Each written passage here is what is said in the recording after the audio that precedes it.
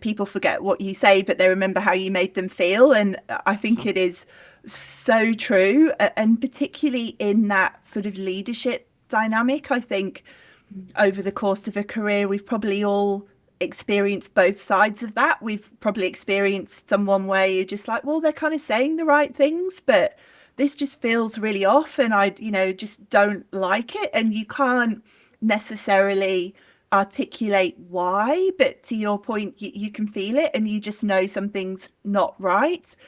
And the opposite, where you've experienced someone who, I don't know, there is just that feeling of maybe it's that you feel like they've got your back or they're supporting you in a kind of a broader sense that they're, wanting the best for you.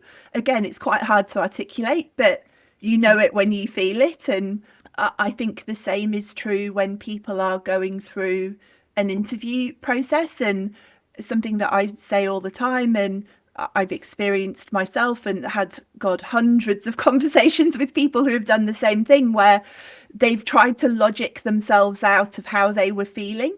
They felt something in an interview process, couldn't describe it, couldn't name it, couldn't articulate it. And as a result, kind of pushed it down and used logic. But, oh, it's a great brand. It's this, it's more money. It's the title that whatever. But knew in their hearts that of I'm hearts, happy and this will be okay for yeah, me. exactly. It oozes out of you. It'll be fine.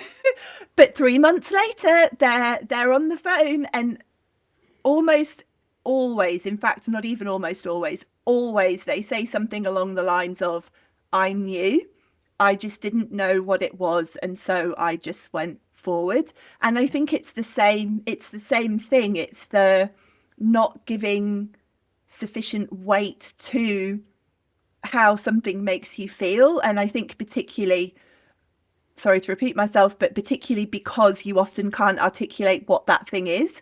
So, maybe your partner or your friend or your recruiter is saying, oh, how was it? Tell me about it.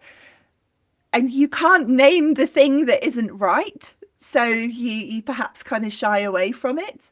I've been in that scenario myself. As I say, I've had hundreds of conversations along that same scenario.